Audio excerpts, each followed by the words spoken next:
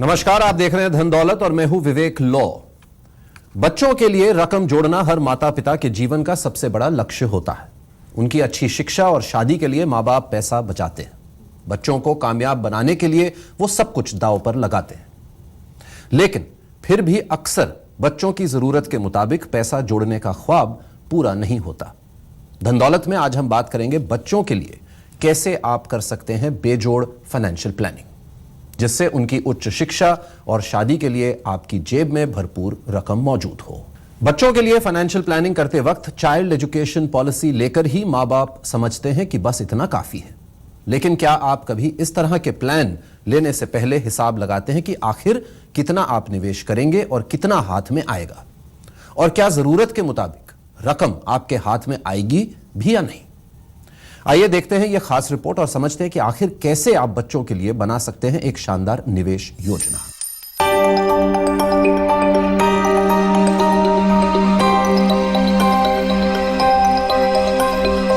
कामयाबी का जुनून हर इंसान के तरक्की करने की सबसे बड़ी वजह है। कामयाबी की यही कहानी इंसान खुद के लिए लिखता है और फिर कामयाब होने के बाद संतान के लिए भी यही कहानी गढ़ने का ख्वाब बुनता है। मेहनत और लगन के बल पर आप हर डगर से गुजरकर मंजिल तक पहुंच सकते हैं। बच्चों को सही रास्ता दिखाकर उन्हें उच्च शिक्षा दिलाकर आप कामयाब बना सकते हैं, बशर्ते उनकी जरूरत के हिसाब से वक्त वक्त पर पैसा मुहैया कराया जा सके।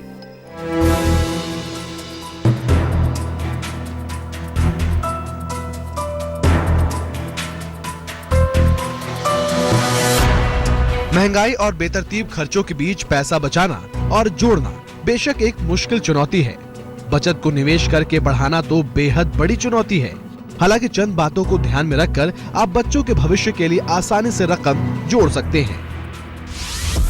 जरूरत को समझना, आपके बच्चों को जीवन के किस मोड़ पर कितनी रकम की जरूरत होगी, इसे समझे बगैर कभी भी निवेश शुरू नहीं करना चाहिए। सबसे पहले ये जान लेना जरूरी है कि बच्चों की पढ़ाई में केवल स्कूल फीस ही नहीं होती, बल्कि इसके साथ अतिरिक्त क्लास, ट्रांसपोर्टेशन, अतिरिक्त गतिविधियां जैसे डांस और स्पोर्ट्स से जुड़ी होती हैं। इन सब पर खर्चों को जोड़ने और इनके बढ़ने के साथ आप महसूस करेंगे कि आपके घर का 60% हिस्सा तो बच्चों की शिक्षा में ही चला जाता है। साथ ही ये भी समझना जरूरी होगा कि शिक्षा के खर्चों में बढ़ोतरी महंगाई दर से भी ज्यादा तेजी से होती है।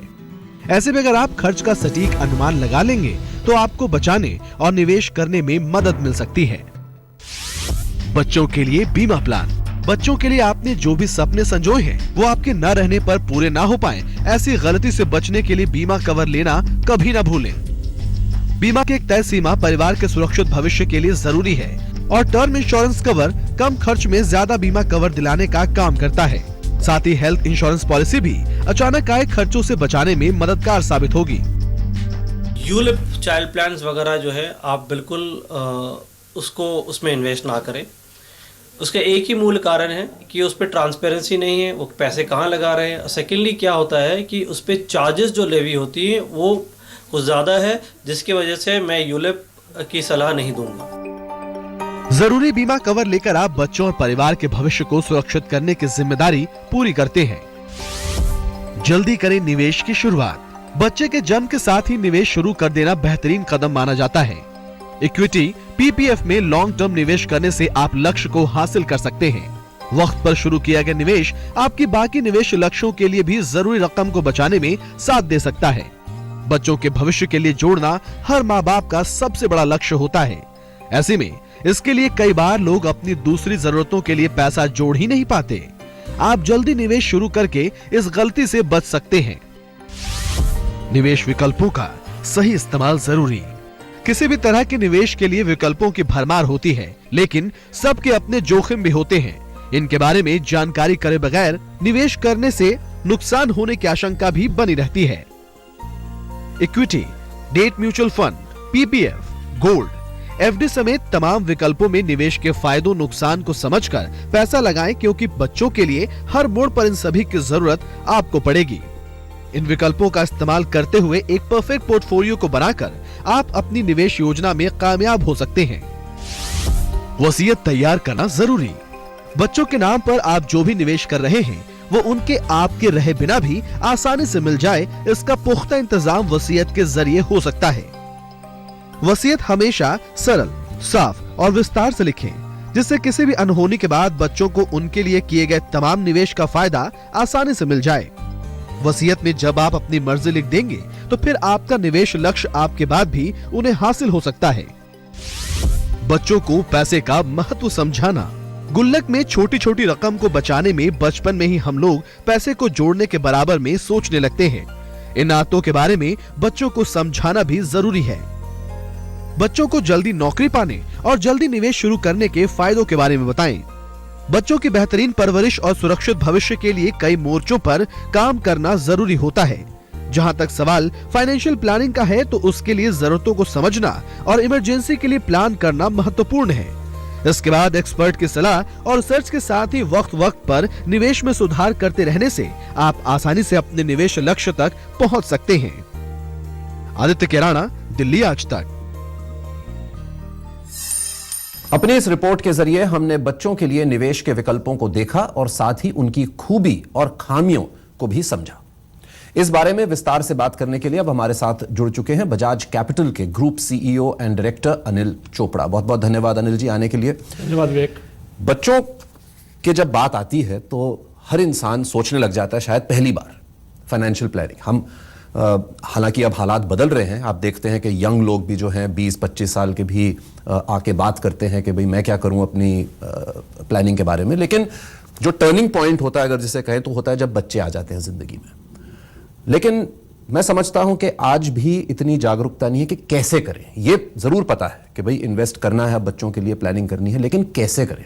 तो आप शुरुआत में ये बताइए कि क्या इसके 3 या 4 पिलर होते हैं। आप अपने बच्चे को क्या बनाना चाहते हैं उसकी प्लानिंग कर ली जाए, और वो अगर आज वो कोर्स करना हो तो उसकी कितनी रकम की जरूरत पड़ेगी, उसमें फिर इन्फ्लेशन ऐड किया जाए, ये तय करके कि कौन से साल में, किस ईयर में जाके बच्चों को वो एजुकेशन आपने देनी है। और वो अमाउंट जब आप तय कर लें कि आपको 50 लाख चाहिए कि 40 लाख की 20 लाख, अपने हिसाब से, अपनी हैसियत के हिसाब से और अपने सपनों के हिसाब से, उसको फिर आप बैकवर्ड कैलकुलेट करके एक रकम तय करें जो आपको हर महीने जोड़नी है, ताकि जब आपका बच्चा तैयार हो एजुकेशन, हायर एजुकेशन के लिए, तो वो आपके सामने किसी तरह की फाइनेंशियल प्रॉब्लम ना आए। दूसरी एक बात विवेक ये कि आजकल ऐसी एक होड़ लग गई है कि अपने बच्चों को बाहर भेजना है, अब्रॉड भेजना है, यूएसए भेजना है, ऑस्ट्रेलिया भेजना है, वहां पे पढ़ाई की जो खर्चा है वो और भी ज्यादा है। तो अगर आपने ऐसे सपने संजोए हैं तो उनको पूरा करने के लिए तो आपको शायद और ज्यादा रकम लगातार जोड़ने की जरूरत पड़ेगी। ये आपने बहुत एक अहम बात कही है इन्फ्लेशन को लेकर, क्योंकि हम बातचीत करते आए हैं काफी सालों से कि इन्फ्लेशन जो है वो एनिमी नंबर 1 है आपका, आपके पैसों का। और आप ये कह रहे हैं कि हालांकि जनरल इन्फ्लेशन अगर देखें तो 7-8% की एवरेज रही होगी पिछले 10 साल 15 साल में जी, लेकिन एजुकेशन इन्फ्लेशन उससे भी बढ़कर है, वो 10 से 12% रही है। तो अगर 10 से 12% इन्फ्लेशन है तो यानी कि जो भी आप इन्वेस्ट करें उसको कम से कम आपको 10 या 12% से ज्यादा रिटर्न देने होंगे अगले 10-15 साल। डेफिनेटली। तो फिर तो एक ही विकल्प रह जाता है आपके पास कि कहीं ना कहीं अगर केवल बच्चे के लिए आप प्लान कर रहे हैं और टाइम फ्रेम लंबा है, ये एक और फायदे की बात है, क्योंकि आप ये बहुत 2 साल 3 साल स्टार्ट करें की इन्वेस्ट नहीं कर रहे हैं, आप 15-20 साल का कॉल ले रहे हैं जी, तो इक्विटी बहुत अहम हो जाती है। डेफिनेटली अहम ही नहीं, वो एक इकलौता विकल्प बचता है आपके लिए। क्योंकि देखिए इक्विटी को छोड़ के जो बाकी जो निवेश के साधन है, जैसे बैंक में एफडी हो गई या बॉन्ड हो गए, उनमें तो जो रिटर्न आती है वो इन्फ्लेशन को भी बीट मुश्किल से करती है अगर आप 30% टैक्स ब्रैकेट में है तो आपके लिए एक ही विकल्प बचता है। अगर आपने अच्छी खासी पूंजी जमा करनी है अपने बच्चों के हायर एजुकेशन के लिए और इन्फ्लेशन को भी बीट करना है, वो तभी पॉसिबल होगा जब आप एक अच्छी तरह से फाइनेंशियल प्लानर की सलाह करके और आप अपना एक डाइवर्सिफाइड इक्विटी म्यूचुअल फंड्स का पोर्टफोलियो बनाएं और सिस्टमेटिक इन्वेस्टमेंट प्लान के जरिए लगातार अनुशासन के साथ उसमें पैसे जोड़ते चलें। एक अपना पोर्टफोलियो बनाएं जिसमें लार्ज कैप फंड हो, मिड कैप फंड हो, एक फ्लेक्सी कैप फंड हो। उदाहरण के तौर पे अगर आपको 1 करोड़ रुपए चाहिए 20 साल के बाद या 15 साल के बाद, तो आपको तकरीबन 6 से 8 हजार रुपए हर महीने जोड़ने पड़ेंगे। और आपको कोशिश चाहिए कि अगर 8 हजार रुपए जोड़ने हैं तो आप 3 हजार रुपए की एक लार्ज कैप फंड में सिप करें, 3 हजार रुपए की एक मिड कैप फंड में सिप करें, 2 हजार रुपए की एक फ्लेक्सी कैप फंड में सिप करें। और आगे चलते हुए जैसे जैसे आपकी आमदनी बढ़ती है, अगर आप थोड़ा और बढ़ा सकें तो हो सकता है कि आप अपने जो आपने सपने संजोए हैं उससे भी बेटर यूनिवर्सिटी में, उससे भी बेटर इंस्टीट्यूशन में अपने बच्चों को एजुकेशन दे पाएं। और एक सबसे जरूरी बात विवेक जो मैं बताना चाहूंगा कि जैसे ही आपका गोल नजदीक आए, आपके बच्चे की एजुकेशन में 1-2 साल रह गए हैं, उसके पहले आपको चाहिए कि आप इक्विटी से निकलकर सेफर हेवंस में डेट साइड पे आ जाए, ताकि आपको लास्ट मिनट पे कोई झटका ना लगे, क्योंकि इक्विटी मार्केट नेचर से वॉलेटाइल होती है रहती है। और कभी भी उसमें उतार चढ़ाव आ सकता है। कुछ सवाल भी आए हैं आपके लिए अनिल जी, उनको लेते हैं। 34 साल के पुनीत, इनकी तनख्वाह है 70,000 रुपए महीने की, इसमें से 33,000 रुपए ये होम लोन की EMI चुकाते हैं। इनकी एक 2 साल की बेटी है जिसके सुरक्षित भविष्य के लिए ये 10,000 रुपए महीने का 15 साल तक SIP शुरू करना चाहते हैं, जिसमें ये सालाना 10% रकम बढ़ा भी सकते हैं। जानना चाहते हैं कि जब इनकी बेटी 18 से 20 साल की हो जाएगी तो इन्हें लक्ष्य के मुताबिक रकम हासिल करने के लिए किस तरह से फंड का चुनाव करना चाहिए। कितना अच्छा सवाल है। देखिए 34 साल के हैं, जैसे आपने कहा, बिल्कुल सही एज पे शुरू करना चाहते हैं। जी। दूसरी चीज उन्होंने बताया कि 34,000 रुपए ये EMI दे रहे हैं। 70,000 रुपए अगर इनकी टेक होम सैलरी है तो इन्होंने बहुत महंगा घर लिया हुआ है, अपनी औकात से ज्यादा बड़ा घर लिया हुआ है, तो इनको दूसरी चीजों के लिए पैसा कम पड़ेगा। इनको चाहिए, किसी भी इंसान को चाहिए कि 30% से ज्यादा जो आपकी टेक होम सैलरी है EMI नहीं होनी चाहिए। खैर वो तो इन्होंने कर रखा है। बाकी जो इन्होंने अपने बच्चे की भविष्य के लिए, एजुकेशन के लिए पैसा जोड़ना है, पहली चीज तो वही कि ये तय करें कि उसको कौन सी एजुकेशन देनी है, उसको डॉक्टर बनाना है या उसको लॉयर बनाना है, क्योंकि हर एक तरह के अलग अलग प्रोग्राम्स के लिए आपको अलग अलग अमाउंट की जरूरत पड़ेगी। और वो आज की तारीख में अगर बेस्ट एजुकेशन देनी हो तो कितना पैसा लगेगा, उसको फिर ये इन्फ्लेशन जोड़ के और एक अमाउंट निकालने की इनको 50 लाख चाहिए होगा कि 70 लाख रुपए चाहिए होगा। हमें पता नहीं है कि इन्होंने अपनी बच्ची के लिए क्या सपने सोचे हैं। उसको फिर ये बैकवर्ड कैलकुलेट करके मेरे हिसाब से ये 10,000 रुपये जैसे इन्होंने बताया, अगर हर महीने जोड़ते जाते हैं और 10% का उसमें इजाफा भी करते हैं हर साल, तो डेफिनेटली ये 70 लाख से 1 करोड़ तक जोड़ पाएंगे 15 साल के अंदर। डिपेंड करेगा कि मार्केट क्या रिटर्न देती है, जो कि 12% भी हो सकती है, 15% भी हो सकती है।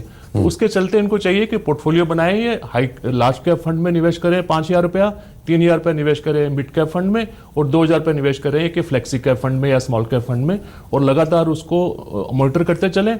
और जैसे कभी जरूरत की, अगर बदलाव की जरूरत होती है, उसको बदलाव करें, और गोल आने से 2 साल पहले उसमें से सिस्टमेटिकली शिफ्ट करें इक्विटी में से डेट को। अगला सवाल मिला है, ये 43 साल के हैं अमित। परिवार में पत्नी के अलावा 2 बच्चे हैं। पिछले साल अगस्त में ये बेरोजगार हो गए। पत्नी स्कूल टीचर हैं और वो सालाना 3 लाख रुपए कमाती हैं। इनका सालाना खर्च है 5 लाख रुपए का। अगले साल से घर के किराए के तौर पर सालाना 1.25 लाख रुपए इनको मिल सकते हैं। उनके ऊपर किसी तरह का कर्ज नहीं है, घर और कार इनके पास है। जानना चाहते हैं कि 2026 में बच्चों की शिक्षा के लिए जरूरी 1 करोड़ रुपए जुटाने के लिए कैसे और कितना म्यूचुअल फंड्स में निवेश करें। 2032 में बेटी और 2036 में बेटे की शादी के लिए कैसे 50-50 लाख रुपए जुटाएं। रिटायरमेंट के लिए 4 करोड़ रुपए कैसे हासिल करें। बहुत मुश्किल लग रहा है कि इनको जल्दी ही चाहिए कि एक अपनी जॉब ढूंढ के अपनी एजुकेशन के हिसाब से, और उसमें जितना भी मैक्सिमम सेविंग कर सकते हैं उसको ये एक म्यूचुअल फंड का पोर्टफोलियो बनाएं।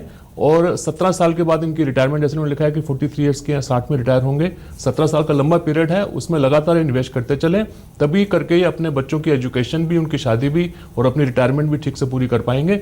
लेकिन अगर इनको जल्दी से रोजगार नहीं मिलता है तो इनको काफी मुश्किलें आएंगी। बच्चों की पढ़ाई, शादी के लिए आप कैसे कर सकते हैं फाइनेंशियल प्लानिंग, इस बारे में आज हम धन दौलत में चर्चा कर रहे हैं।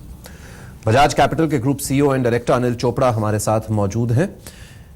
अनिल जी, आपने कितना पैसा जमा करना है ये तो बहुत अच्छी तरह से समझाया, विकल्प भी बताए। एक जो कंफ्यूजन हो जाती है लोगों के दिमाग में वो ये होता है कि कई चाइल्ड पॉलिसीज के नाम से प्रोडक्ट आते हैं। ये कुछ इंश्योरेंस सेक्टर के हो सकते हैं, ये कुछ म्यूचुअल फंड्स के भी हो सकते हैं। तो ये लगता है कईयों को कि अगर इसमें चाइल्ड पॉलिसी लिखी है तो यही ले लीजिए, और ये शायद सही अप्रोच ना हो, क्योंकि आपको समझना चाहिए कि क्या ये एक एंडाउमेंट प्लान है, क्या ये एक यूलिप है, क्या ये म्यूचुअल फंड स्कीम है। तो ये जरा अगर आप समझा सकें कि किस तरह से चुनाव किया जाए। डेफिनेटली देखिए, जहां तक इंश्योरेंस प्लान्स की बात है तो वहां पे चिल्ड्रन की लाइफ पे तो इंश्योरेंस लेना तो कहीं से भी समझदारी की बात नहीं है, क्योंकि आपको खुद अपनी लाइफ पे इंश्योरेंस लेके अगर आपको कुछ हो जाए तो बच्चों की जो गोल्स हैं वो पूरे हों और उनकी लाइफस्टाइल बरकरार रहे, उसके चलते आपको अपनी लाइफ पे ही इंश्योरेंस लेनी। और उसकी जो एक थंब रूल है विवेक, वो ये है कि आपकी जितनी भी आमदनी है उसके 7 से 10 गुना का टर्म प्लान लेके आपके सम एश्योर्ड होना चाहिए। यानी कि उदाहरण के तौर पे अगर आपकी आमदनी साल की 15 लाख रुपए की है तो कम से कम 1 करोड़ रुपए का टर्म प्लान लेना चाहिए, जो आपको मिल सकता है 18 से 20 हजार रुपए सालाना प्रीमियम देके। अगर आप 30 साल के हैं और आपकी सेहत अच्छी है और स्मोक वगैरह नहीं करते हैं तो आपको सस्ते रेट पे मिल सकता है। और अगर आप ऑनलाइन थोड़ी सी रिसर्च करें तो 1-2 हजार रुपए प्रीमियम और भी कम हो सकता है। तो टर्म प्लान लेना तो जरूरी है। उससे ये होगा कि अगर भगवान ना करे कुछ हो जाए तो जो लाइफस्टाइल है, जो उनके गोल्स हैं, वो सारे पूरे होंगे, क्योंकि 1 करोड़ रुपए की रकम मिल जाएगी। दूसरी रही बात बच्चों की प्लानिंग के लिए, तो एक तो कुछ थंब रूल्स हैं, जैसे कि पब्लिक प्रोविडेंट फंड अकाउंट जो पीपीएफ अकाउंट है वो माइनर के नाम से भी खोला जा सकता है। हर एक बच्चे के नाम से वो अकाउंट जरूर खोल लेना चाहिए। जरूरी नहीं है कि उसमें 1.5 लाख रुपए की पूरी रकम जमा कराई जाए हर साल। जितनी आपकी क्षमता है शुरू के सालों में 10,000, 25,000, 40,000 वो उसमें जोड़ते रहें आप, और वो रकम जब 15 साल के बाद मैच्योर होगी तो वो काफी काम आएगी बच्चों की हायर एजुकेशन के लिए। बहुत बहुत धन्यवाद आने के लिए अनिल जी, और हमारे दर्शकों के सवालों के जवाब देने। धन्यवाद विवेक। धन दौलत में आज के लिए बस इतना ही। अगर आप भी गोल्ड, रियल एस्टेट, शेयर बाजार, म्यूचुअल फंड में निवेश करना चाहते हैं और इससे जुड़े किसी सवाल से आप परेशान हैं तो आप हमें dhandaulat@aajtak.com पर मेल कर सकते हैं।